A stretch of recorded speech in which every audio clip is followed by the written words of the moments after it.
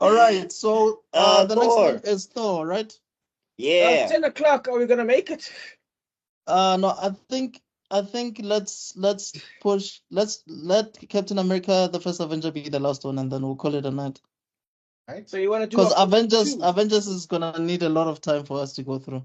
True, true, Alright. true. Yeah. So I guess we can dovetail from phase 1 into phase 2. Yeah. All right. Okay. So just a few things before Buckmeister comes in. Kenneth Branagh. I think who's this? Rob and I did a review of one of his movies before, Frankenstein. He's an actor and a director. He did Murder on the Orient Express, and he started Which in one? it. Death on the Nile. He directed both.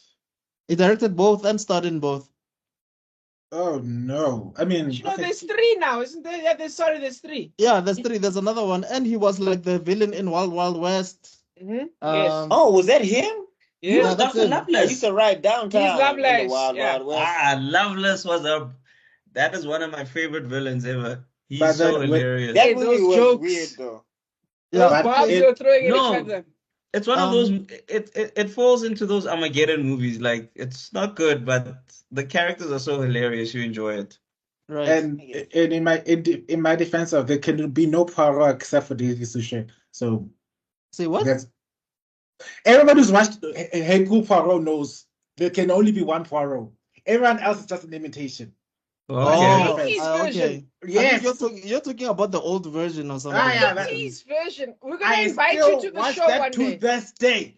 Anyway, We're gonna Okay. invite you. 'cause Okay, we gotta okay, do a okay. show. Guys, we were Yeah. talking about time. So Extraordinary, you were saying? yeah. So basically, what I was trying to say is, the budget is 150 million. Box office, it was over 449 million at the box office. So this was very Nice. successful. And then Liam Hemsworth was actually supposed to be Thor, but I think he's the one that actually suggested, no, my brother should play this or something Oh, like that. you mean Tom Hiddleston? Tom Hiddleston was No. supposed to... Oh, Liam. Oh, yeah, Liam Liam. Hemsworth. Okay, yeah. Tom Hiddleston auditioned, but he Yeah. didn't get it. That's like, no. You should No, actually be the I looked at his audition tape and I was like, yeah, you can't be Thor, my guy. Yeah, I mean, I don't think the audition tape was that bad, but yeah, it's like, dude, I mean, you don't have the muscles, you have nothing. No, it was But like you don't anyway. even have the face, dog. Like it was just like I can't see you saying for Midgard. Like it's not. Yeah, which is Mm. something that I don't understand why Crimson Episode hasn't said in any of these movies. Unless I was repeating. So to this day, who's this? What's Loki Hiddleston? He thanks Kevin Branagh for choosing him for this role. To this day, he's so grateful.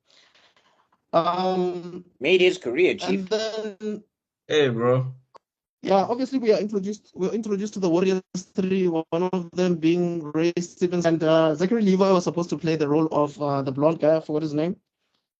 Yeah. I think there was scheduling conflicts, and then he came in the second one for like 1-2 seconds. But it was like, he's going to betray you. That's it.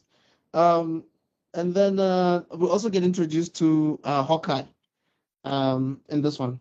Even though it's a small scene, but we do get introduced to him. No, but this is how you're Um, supposed to do a cameo. Like when like one of the problems with Iron Man 2 is like, yeah, Black Widow was supposed to be a cameo. She could have been a cameo, like, something that where it's like showing that Nick Fury is accepting Iron Man. So he's like, let me just send one of my agents to help Iron Man out in the field. She kicks ass and then she just walks off screen. That probably would have been better than her being a whole plot point so that we could have spent more time with I Pepper. wonder why. But anyway. I wonder why indeed. It's called Double D's. Thank you. Okay, magnificent. Booty butt yeah. cheeks. But anyway. Expressed. Okay, so Booty basically, okay, we Booty, get booty butt Anthony Hopkins as I think he Odin. As Odin. And then we get Idris Elba as Heimdall, but obviously we do get, Miscast. Oof. yeah, that definitely miscast. I mean, race swapped as well, but also I think the other thing that I just wanted to mention is that Jane Foster can Get it. as Natalie Portman as James Foster, yeah, Kate Dennings Whoever and said she can get Mr. it, I Skarsgård. concur. Say Kat something, Dennings created too. Yeah, nothing. so that's People's it. bitch. I think Buck, you can come in. All right, cool. Thor 1. I love this movie a lot. I think it's the best Thor movie. I think it follows the comic books to a T. It not to a T, but it does a lot of reference to the comic books and all of that stuff. And you get to see that Hemsworth's performance was informed by the comic books, whether it was the humor, whether it was like some of the serious stuff in the action scenes, and you get to see Thor's growth. Now, somebody's actually looked at it and they like, yeah, the timeline is crazy, but it's just like, hey dog, that human, that human flower. We've been vulgar this whole time in this show, so I'm gonna try and PG-fy it up a little bit. But yeah, that human flower. I mean, you see what it does. I mean, Vegeta, Omni-Man, transformations. Infana, the power of the human flower. That's so funny. Things they do things, Chief. We must know, like, gents, don't take women for granted here. They're magical. They turn alien dictators into house husbands. Guys, in the words of Morafe, things we do for my medi, really. So yeah. Okay, let me not say it. I'm being grown up. So anyway, I'm saying, so yeah, the timeline is the only thing that I can say is a big criticism for me in this movie, because things kind of happen quick. But Hemsworth and Portman's chemistry on screen is really good. Like the humor in this was the humor that they needed to keep throughout the MCU for Thor, if you understand what I'm saying. Like, Yeah. one of the things that made it great in Infinity War with Thor is that he goes back to this humor. Because like when he's on the ship with the Guardians of the Galaxy, he's in the part of the midlife crisis and whatever, and then he's like, "Well, I guess it's time to kill Thanos. Everybody ready? Let's go." And it's like, "Is he okay?" "Oh no, I'm falling apart, but Thanos gotta die, so we don't have time for that." So Yeah. like that's the kind of humor that, like, this humor in Thor, this is what they needed to keep, and they just lost it for some reason But because wouldn't they you were say it was there listening in to the first outside Avengers voices. film? Oh no, sorry, Like, yeah, it's there in the first Avengers, but I'm saying, like, that's the Yeah. thing. After, and it's also there in Age of Ultron. The problem is that it falls to the wayside after Age of Ultron type of thing. But yeah. Point being is that with this movie, Hemsworth's killer performance in this, you can see Thor when he's arrogant and trying to pick fights with the Frost Giants, to when he's at the end of the movie and he's like begging Loki to stop the violence. It's like, dude, I'll do whatever you want, just don't take it out on Earth. And then when Loki gives him no choice, you see Thor step up and have to be the Thor of, the hero of Midgard or whatever. So for me, this one is a solid 8.5. I loved it just as much as Iron Man 1. I am glad to hear it. No, I'm with you on that one. Underrated movie. And they kept it simple. This is what worked with it. It was a typical hero's journey. Hero falls from grace, works his way back to grace, has good support in getting there, gains knowledge, gains enlightenment, and in his enlightenment, he becomes the hero he was supposed to be. Mwah. Chef's kiss. I don't need to add anything else. Also, Skarsgård. sorry, just a side note, the relationship between Thor and Loki, brilliantly depicted. Skarsgård was great as what's his name? Elric as the scientist. Selvig, yeah. Selvig, Elric Selvig. Jane Foster, she killed it. The scientist who's chasing the dream and against all odds, etc., etc. Who was the assistant? Kat Dennings. Kat Dennings, yeah. Yeah, I forget her name. I forget her name in the movie, but she's one of my favorite things in the movie. It's probably, I think I actually like her more than I like Jane Foster, and I like Jane Foster. So Yeah, she's definitely top 3 favorite things in the movie. I think it's her, Thor, and Loki. Those are my favorite in this movie.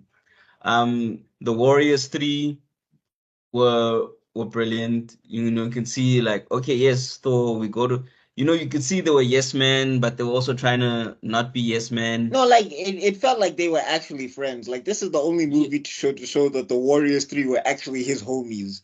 Every Yeah. movie after Yeah. that. Underutilized for days. And I think the Asian member is race swapped, right? I mean, I don't think Yeah, it's it is a Yeah. race swap. It is a race swap.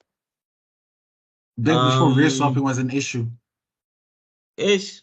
But I get it wasn't a black person. They only get crazy when it's a black person. No, but I mean, also my thing is, I just don't like race swaps in general. It's like find some, like do Shang-Chi, like find something for the Asian bros to do. You don't have to. Yeah, exactly. Like Idris Elba should have been Blade, guys. Like I don't know why nobody ever made that connection. Not a child. Nah, more Blade. He has the face for Blade, not T'Challa. Also, Blade is technically British, so he could have brought that British gangsterism to Blade, which would have hit hard. And also he's got that I will fuck you up shit Yeah. He's like going on. 6 So foot, right? Blade would have been dope. What else? Yeah, man. I think Odin was dope. Like this movie, né? I think what I loved about this movie was um it was it was a steady build up. It was a steady build up. There was no wow wow wow wow what there was no unnecessary loudness. There was no loudness for the sake of loudness. There was no gags for the sake of gags. There was no scene for the sake of scenes. Is this Was the it just best? Is this the best Thor movie? Yes. yes, Easily. yes, easily. Like nothing Yeah. else compares. Yeah. Like the drop from this to Dark World was insane. I'm going to defend Dark World a little bit when we talk about it, but yeah. No, no, no.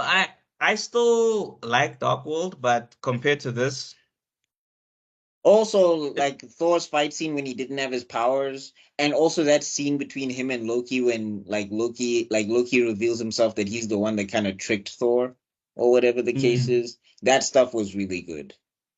yeah. Like and also like this thing just it hit the points, man. It hit you emotionally, it hit you with the humor, it hit you with the action, it hit you with the story. Ah, solid 8.7. Rob? I loved it, man. I loved it. I'm going to say this is. I'm going to actually be the controversial one here. Uh-oh. I'm going to say this Wait, is a. Develop 2.0. I'm going to say this is a mediocre movie that is lifted high by the actual performances themselves. I think everyone filled their roles so completely that it literally gained an extra 2 points. Though I will say this, Eric Brana is an actor's director. I think Kutso, we've gone over this before. He's an actor's director, so what I actually think he did on purpose, actually, it might have been on purpose, it might not have been, but I think he just said, guys, go for it. And there's a level of like, I can't even explain it because there's a level of quality because you can feel that Thor and Loki aren't from Earth without it looking silly. Without it looking like a Martin Lawrence movie, Black Knight by Martin Lawrence. Do you know what I mean? Doesn't feel like that. You do feel like they're not from Earth. You do feel the difference. There is a line that's drawn between the characters, while at the same time still being an entertaining movie without falling into absurdity. And it doesn't take itself way too seriously, like we said about the two drunk girl lady. She was filling in a role, and she filled in her role perfectly. Because she was the comic relief. She was fun. Kept things going. The little silly moments were hilarious, like when Thor gets hit by the car twice, fantastic. Then switching from drama to comedy. when they stab him in the butt when he's just like, I am the son of Odin. I died. Oh man, I laughed. It came together so nicely, but honestly, it relies on the weight of the characters, and I think Eric Brana, I think his directing wasn't as good as it normally is. But again, I think it's because he let the characters have it. I mean, what is up with the Dutch angles? Why is the movie slanted? Is this After Earth? What's going on? Oh, I saw the But- Dutch angle. Yeah, but wasn't that during forgot the about that. times when Thor was actually interacting with Loki and he was discovering the whole plot there twist were thing? other times as well. It wasn't specific. Okay, I know what you're doing. You're talking about because yes, a Dutch angle is supposed to reveal a certain unearthliness, supposed to disorientate you. But there are scenes where it's like, no, that's not what's happening. It wasn't specific the way you're saying. I know what you're saying and I understand it. But nah, there are scenes where it's like, we didn't need a Dutch angle. But no, I get what you're saying. No. But yeah, anyway, my point is really good movie carried by the performances. I'm gonna give it a solid 7.8. Okay, Mm. not that bad. Yeah. Okay, from my side, I think apart from what Rob said and what everything that you guys have said, I mean, all of it is spot on. I think these guys had a point to prove, man. Tom Hiddleston had a point to prove. Chris Hemsworth, more than anybody, had a point to prove because we had no idea who that guy was. It was just brilliant. He's just got 3 titans, I guess. Well, Another. hidden gems that we didn't know about, including Kenneth for me, because I wasn't really familiar with him in that, like to that extent. But storyline is great. Anthony Hopkins always brings it. Always brings it. That man is brilliant. And I think also these small bits and pieces of what will eventually get with the Infinity Saga, they all play a role there. Yeah, man, I think you guys have made me realize something. I think it was when Buckmeister was explaining Ozuko, both of them. They just made me realize that this is actually the second best MCU movie in the first phase, in my opinion. Like, it's that good. Like, when we saw Incredible Hulk, Iron Man 2, they didn't feel as good as Iron Man and Thor. There's something about these two movies that they got right. And Thor is so good that if the MCU started with Thor, that might have worked still if it started like this. But that's what I think. Anyway, my overall score for this is 7.5. 7.5. Lower You're than lower mine. than I like Rob. it. Yeah. Caught by surprise. You Wait, are but nicer now than I'm me. confused, Chief. Why? The way you were talking, I'm thinking Yeah. it's gonna be You an just 8 said or it's the something. second best movie and you gave it a 7.5. Guys, have you seen my scores so far?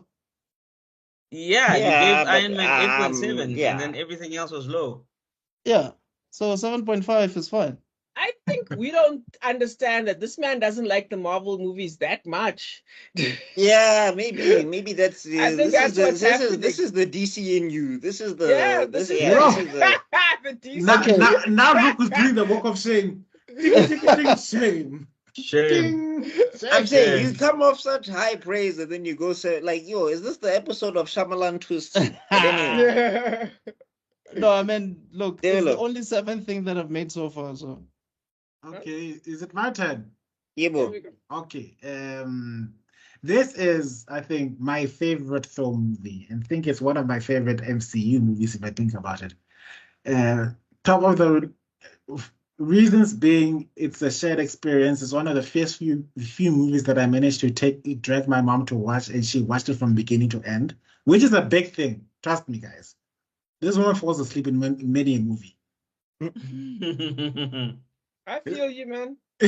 So, My dad can't stay awake through anything I like, so it's fine. I get it, man. so that has to count for something. Yeah. More importantly, it's one of the first few movies that portrays an actual father figure being an actual father with positive father figure influences at this point in time. It gets worse later on, but Oh no, yeah. it's way worse. No, he's still kind of problematic in this. I mean, he's a king. I mean, Look in this movie. no, I think he was just trying to teach his son a lesson because Thor Yes. was unruly. He was No, Thor was unruly, I yes. think about Loki. But like the way he handled Loki was like, Yeah. dog, come on. your But I- birthright was to die. I know it says it in the second one, but still, like, you know your Okay, place, yeah. bro. there's that line, that scene my favorite scene of the entire movie, funny enough, is when Odin banishes him. You know, when it's like, you're a vain, greedy, cruel boy, and you're an old man and a fool. And you just see Dawn and Thor on Odin, and like, damn, I'm right. He's right. That's dumb, Like, man. yeah, like I have been a fool to think that you are anything sort of ready. And then it dawns on Thor, like, oh shit, I crossed the line. Yeah. Oh, like, oh damn. I was in There's a trouble moment where minutes ago. Dad is not angry, Dad gets disappointed. When Dad becomes disappointed, you just hear that voice, like, yeah, right. Then you just see, now I have to do my duty as a king. Yeah, I have to whoop For your you. ass. And you know what I love about this, guys? Yeah. Is that this is stuff that is ripped from the comic books. Like this is Yeah. Thor's origin, is that Thor gets trapped in a mortal body because he has to prove his worthiness, and then he has to John build Blake, up. no? Yeah, he gets John trapped. Blake. That's why you get the John Blake reference in the hospital, Yes. which is funny because like they weren't going to do a whole John Blake arc, but you get to see, okay, he was John Blake and now he's going back to being Thor. It was definitely an Easter egg for sure. And that Go whole back scene, to this, Marvel. God damn it. I mean, it's that whole scene where even when Loki tries to intervene, you just say, like, okay, Dad. Shit.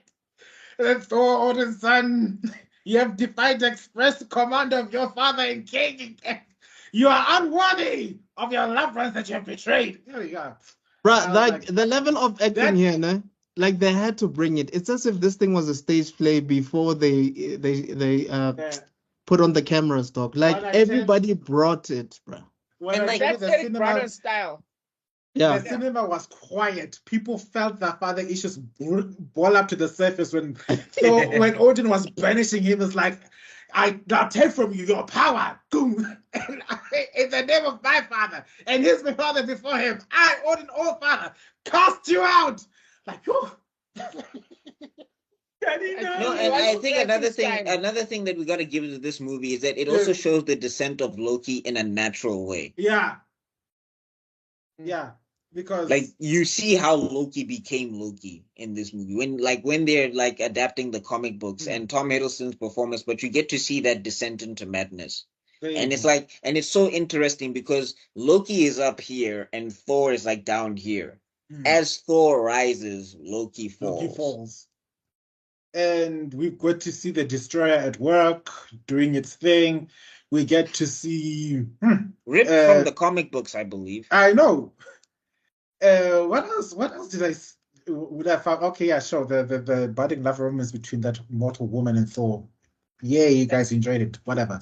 No, and they just made it seem like the love between Thor and Sif doesn't exist at all, dog. In any of these that's movies. probably the only criticism. That friend zone is strong. The friend zone. Oh, also, that scene Stuck in the friend zone. The scene with the frost giants, like when Odin appears with his 8-legged horse and you just see like, Father, we'll beat them together. Quiet. Like, I like how that quiet was loud, yet it was quiet. That is you see a dad that's pissed off. I just can't explain that this movie was actually quite entertaining. The cinematography, the scenery, you see Asgard as Asgard, it's obtusely grandiose, gigantic golden thrones, big ass halls. It's almost like adapting the comic books made the movie even better. You know? And then ultimately, Thor sacrifices the thing that he loves to protect the realm that he was trying to hate. People forget that when he smashed the Bifrost, he was basically cutting himself off from Jane. That is the sacrifice of leadership. And when that hammer struck, that's when Odin woke up from the Odin sleep. Very deep symbolism. It just shows that this man has now finally matured. Beautiful thing. So, okay, let me calm myself down. My score is a solid 9. Not mad at that. So it's a 9. Wow. Yeah, wow. It's for this is for you, Mom.